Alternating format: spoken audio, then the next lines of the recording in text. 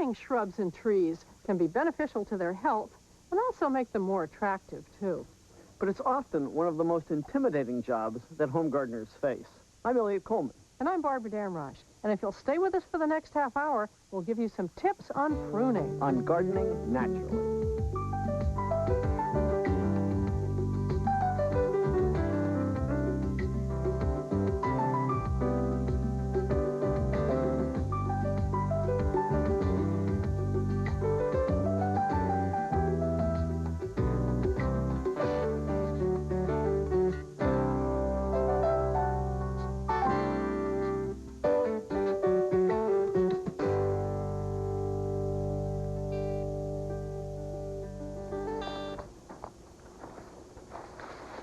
Pruning a shrub or a tree, I try my best to let the plant keep its lovely natural shape. Now, of course, if you're into topiary, you can create something that looks like Mickey Mouse or Donald Duck. But when you do it, you're going to find that maintaining that is a lot of work, and all that cutting puts a lot of stress on the plant. Yes, and often people will put a shrub or a tree in a spot where it's really too big, and they have to do a lot of pruning just to keep it within bounds. Better to pick the right spot initially where it can just spread out the way nature wants it to. And when you do have to prune, it's important to know the different techniques for different plants. Barbara and I are going to go and take a refresher course from Royce O'Donnell at O'Donnell's Nurseries. I'm with Royce O'Donnell in Gorham, Maine. Royce is a professional nurseryman and a master pruner. Royce, thanks for inviting us here today. Welcome, glad to have you. You know, I think that the biggest problem the typical person has with pruning is fear of pruning. They're nervous about picking up that tool and making that first cut. I'm sure you're right. And I think the average homeowner does not have good tools, and probably they're not adjusted right and sharp and lubricated. It's really fun to have good tools, keep them sharp, and it's fun to use them. Well, that would certainly give me confidence. But, you know, I also think people are just afraid to approach that tree, and they think that if they make those cuts, they risk harming the tree. That's possible. You trim different trees differently, of course, but deciduous trees primarily all the same. This is a linden, and to grow it as a shade tree, you would eliminate the bottom limbs gradually, of course, and you cut outside of the collar. Well, the collar is this little ring right here. That's correct. If you cut inside and cut that off, it doesn't heal as quickly. So you cut outside of it thusly. Now, I noticed you made the cut at an angle, Royce. It's easier to make the cut on a diagonal than it is straight across. And also, of course, we take out all of the dead limbs and the crisscrossing limbs. This is very tight. It's crowded. And this one is. And this, of course, is a V crotch. Yeah. So, again, thinking of the collar, we would cut outside of the collar. And we just generally open up the top. This is too close to that. Yeah. We'd be careful not to cut the terminal. We want to leave the a central terminal. leader. That's right. Remains. Yes. And generally open up the top of the tree so that the light and the air gets in it. Well, that's drastic surgery, but the tree's going to be healthier as a result with more sunlight getting in. Yes. Okay, show me what you would do with some evergreens, because a lot of people have those in their yards. All right. Well, here's some good-looking hemlocks, Royce. But what a contrast. This one is very heavily sheared and bushy, and this one really looks almost like a wild tree that you might find in a sunny part of the woods. Exactly, yes. If it was not trimmed, it would make a forest tree. Now, how did you get this effect? It's a matter of shearing and topping. This has been sheared, of course, and the shearing is simply a matter of establishing the taper and trimming every little branch. To that, the tip. The longest tip, the longest ones, yeah. But keeping that tapered shape. Right. Now, how often would you have to do that? Once a year when it reaches this point. I see. And the best time probably would be June, late June. Yeah, and you'd want to touch it up before winter, perhaps. But before it reaches this point, did you do it more often? Yes, probably twice when it's at the first stages like that one. So in June, and then what would be the other time? It grows pretty well in October, so you'd want to do it, let's say, in September. Okay, so you're doing it at the time when it's growing. Yes. Now, what if I don't want quite such a formal shape? I want it a little bit more like this, but with just some more control and some more fullness. What would I do? First thing, you would top the tree. Otherwise, it's going to be a forest tree. And I would take it out like that, and then rather than using shears, if you want the informal look, we would just snip the sides back. This snipping back of the ends, of course, causes more density, but still doesn't leave it formal. I see. Or you could do somewhere in between. So it's simply a matter of what look you want with your hemlock. That's correct, yes. Hemlock's very adaptable to pruning in all sorts of different shapes. Uh-huh. And you can really, once you get the knack of it, have a lot of fun with it. I can imagine. Well, you've given me a good contrast here between a very dense one and a more loose, informal one. Mm-hmm. But I can see you've really been having some fun with that one over there. Will you show me that? Mm-hmm, surely. This is fascinating, Royce. It's almost like a tree in 2 dimensions. It's flat. It's only about 1 foot thick at its thickest point. Now, how did you do that? Just with trimming from a young age, about 2 or 3 feet tall, and trimmed twice a year. Was this the shearing technique in this case? Yes, just simple shearing like you would a hedge. Yeah, and you couldn't start with a big tree and create this. It has to be done since it was little. Ideally, yes, yes. Yeah, and I see another one over here, too. I can think that there are probably some interesting landscape uses for this. Mm-hmm. If you had a very narrow strip of property where you could put a hedge, and you were very restricted, this would work fine for a screen. Mm-hmm. It's also ideal if you had a large, ugly concrete wall and you really didn't have planting room for a large specimen. And this would be lovely against it. Yes, it breaks Yeah. in. This is another example of the same type of tree. It's a wild Canadian hemlock, and it's just been trimmed open with entire branches here and there being taken out. Oh, yeah. To get a special effect and to be able to see through it. It has a nice oriental feeling, and then you could see a view behind it. Yes. Yeah, it's lovely. But here's a case where open is not a good thing. I had Royce set up a demonstration for us of a big overgrown rhododendron, because this is such a common problem. You see it all the time, and people don't know what to do with a rhododendron once it's been let go to this point. So what would we do with this one, Royce? This requires thinning, extensive thinning and cutting back, and we would start just like we would with a lilac or deciduous shrub by taking out some of the larger trunks. Yeah, normally, I think people's tendency would just be to cut these back up at the top, but that isn't going to do anything for the sparse growth on the bottom, and this will.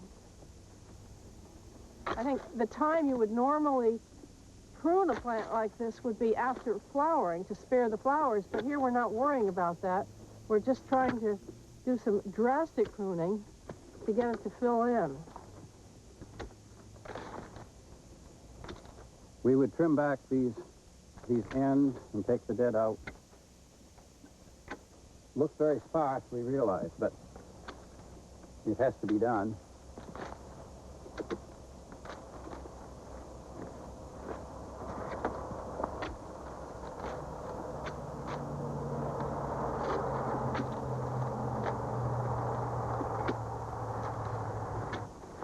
Now, we haven't done much to improve the, but next season, when growth starts, it'll be a different story, won't it, Royce? Yes, gradually we'll fill in the bottom of the plant and should be trimmed throughout the year a little bit on the top, but it will thicken up gradually. Yeah. Yes. Will we get any bloom on it next year? Not much, Yeah. maybe a couple of years. A couple of years before it starts to really look good. Right. Yeah. Now, what would be the ideal time of year to do what we just did? Even though you sacrifice some bloom, the best time would be just as soon as the buds start to open. Okay. So whenever bud growth starts in your part of the country. Now, what if this had been a big overgrown deciduous shrub? Could you show me what we would do with one of those? Surely. Okay.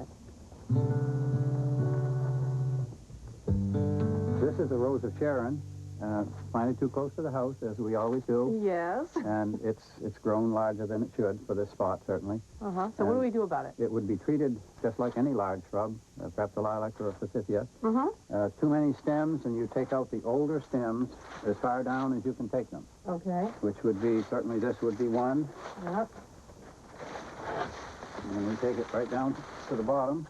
And this is another.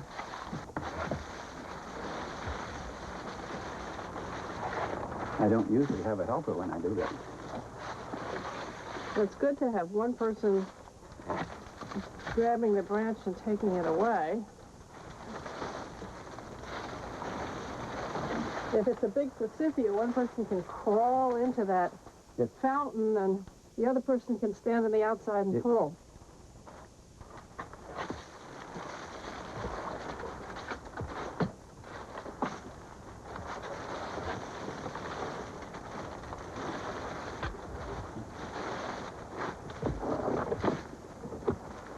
Thin it sufficiently on the big one. Okay, now that's about a third of the big stems, would you say? Maybe closer to a half. Yes, I think a few more than a third. And I noticed you cut back to a branch where a side branch comes out. When possible, yes. Yep. And now what? The ones that are left we'll do not quite as radical a manner. We'll trim them with a snip.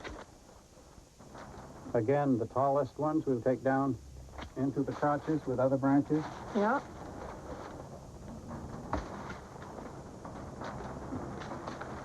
This is getting pretty nearly enough. It's a matter of just shaping it for aesthetic reasons now. Getting a couple of long ends out. Yeah, that one should come off. Okay. Well, that certainly made a big difference, didn't it? Yes, it looks like it's very thin, but this will grow very adequately and bloom well next year. It will. Now, this being a shrub which blooms at the end of summer, we pruned it at the appropriate time right after flowering. If this were a lilac or a forsythia, we'd want to prune it after it flowers in the spring. Absolutely. Yeah. Ideally, I would say. Yeah. Now, ideally, we wouldn't have planted it in front of this window to begin with. True. But let's assume we planted it in a spot where it's not blocking anything. Would we still have wanted to thin out this plant? Yes, probably not quite as severely on the back due to the proximity to the building. Yeah. But the same, yes, the same holds true. Because we wanted to let in light and air. Right. And it'll be a healthier plant. Absolutely. As a result. That's the idea. Well, that's the thing to remember, isn't it? Thank you. You have given me a great boost. I'm going to go home and prune all kinds of overgrown stuff. Thank you, My pleasure. Royce. You're welcome.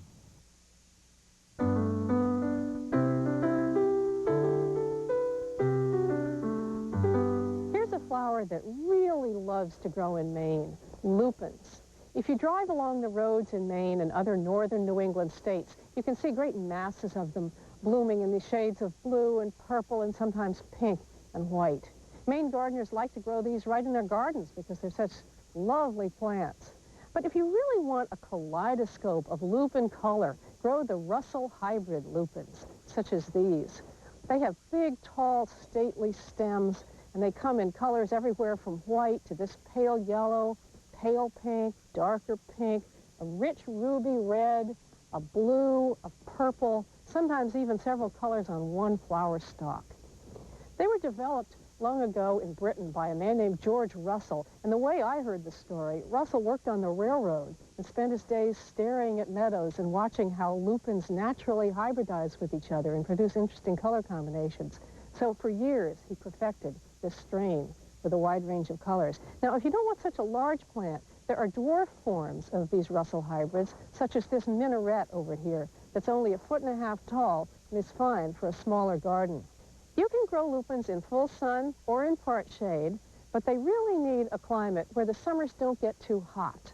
Now, if your summers are fairly warm, you might give them a try anyway. Just put plenty of organic matter into the soil to help them conserve moisture. You can also use a mulch to help keep it cooler. Now, lupins grow very well from seed. Notice how this stem has formed some seed pods here that aren't quite ripe yet. When they are ripe, you can save the seeds from them. I'll take some from every color and then mix them up before I sow to make sure I get that color range. If you just let them self-sow by themselves in the bed, you'll also get a color mix. If I'm not letting them self-sow, though, I'll cut off the whole stem as soon as it's finished blooming. And then when this whole clump is finished, I'll cut all the stems almost to the ground, and they'll send up a fresh flush of foliage, and eventually a whole new crop of flowers. Boy, what a trooper of a plant. Now, let's say you're in zone 8 or 9. You're probably sitting there depressed because you can't grow these. Well, don't be, because there may be a wild lupin in your part of the country that'll do fine. Texas, for instance, has its bluebonnets, which are a type of lupin. California has great tree lupins, which are shrub-like and can get 8 feet tall. And the Pacific Northwest has the Washington lupin, which was one of the parents of the lupins that George Russell developed. So you can grow those and Georges, too.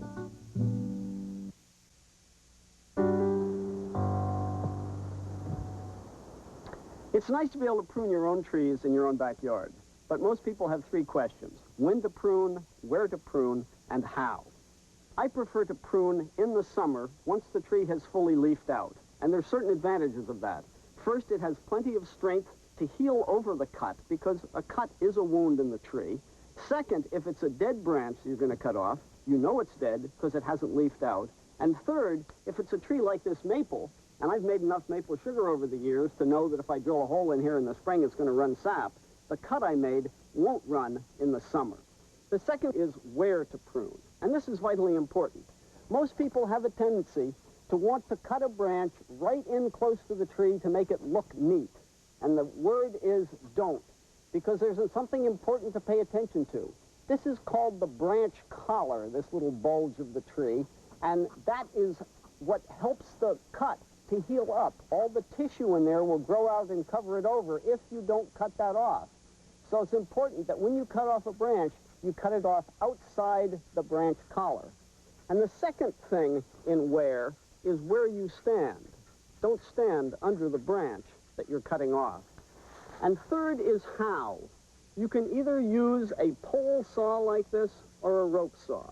And if I were using a pole saw here on this branch, and again I make sure I stay outside the branch collar, I can just make simple little pulling strokes. These saws are meant to pull and take that branch off very neatly. The next branch, well, I have to do some reaching and I may get in under it. So at this point, I should put an extension on my pole saw.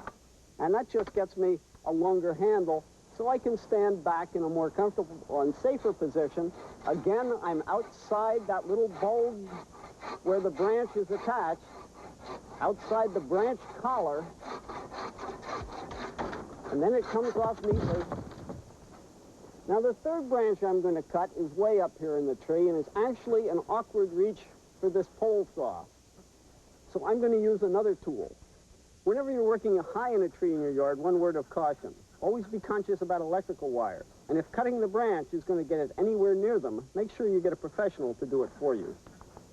The branch, where I can't reach it with the pole saw, is to use what I call a rope saw, also known as a high-limb chainsaw.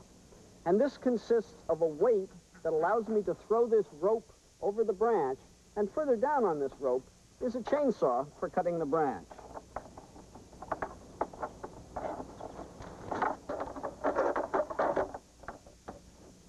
Then once I get the rope over the branch, I just have to pull on it until the chainsaw, which is in the middle here, gets up into the right position in order to cut the branch off. It's a good idea if I stand back so the branch won't fall on my head.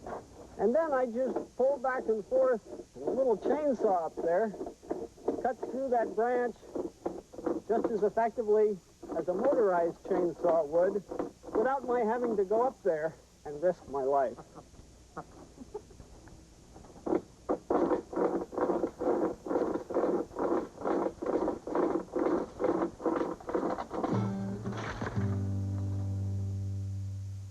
It's important to know when to prune flowering shrubs. First thing in spring, everybody wants to get out and prune everything. But this could be a mistake, because every flowering shrub has its own little timetable. Take this flame azalea, for example, a wonderful American native with bright orange flowers. This, like any azalea, sets its blossoms on stems produced the previous year. So if I'd gone out and enthusiastically pruned this in April, I wouldn't have gotten all of these flowers. It does need a little pruning back, so it isn't sending out leggy shoots, but develops a nice rounded shape. But I'm going to wait a week or two until the flowers are all gone. But this rhododendron is all ready to go. This is a beautiful white Catawba rhododendron, another native. And it's just finished blooming, so I can prune it now. You can see what happened as a result of last year's pruning. You see this stub here? Well, that's where the cut was made, right above this circle of leaves. And look what the result was. 3 new branches that came out, all of them covered with flowers. But now it's time to prune again. So I'll look for that circle of leaves further up the stem, and I'll make my cuts right above them and have many more blossoms next year. I'm going to do the same thing up here. Much as I'd like this rhododendron to grow tall and cover this fence, that's what it's here for, I want it to do it in a nice bushy way. So I'm going to cut above these rings of leaves as well. And I'll have even more flowers next year. I'll do the same thing with the lilacs that are on the other side of this fence. They're finished blooming now, and I'm going to cut off the faded blooms, and I'll get branches where those were. That's looking good, Elliot. Yeah, it's getting there. Now, this old Austrian pine looks like it's always had this twisted, wind-blown, picturesque look, but it's the result of the maintenance pruning that Elliot's doing right now. He is taking off those little side shoots that come out of the big stems to keep it all open like that. Now, during this show, we've given you a lot of advice on when to prune. But the best piece of advice I ever got was you should prune when your tools are sharp. That is a good old saying, isn't it? Or prune when you have some time. And the reason we mention that is we don't want you to stand back and not get involved in pruning just because you don't think you know everything. Start now and give it a try. And you know who's really going to teach you how to prune? Your plants. Next time you've pruned a tree or a shrub, watch and see what happens as the result of your cuts. And that's how you're going to learn what to do better the next time. And while you get started on that, for now, goodbye and good gardening. Next on TLC, get started on easy home projects that anyone can handle here on Homebodies. Then indulge your creative side with Debbie Stapley on Crafts & Company here on TLC.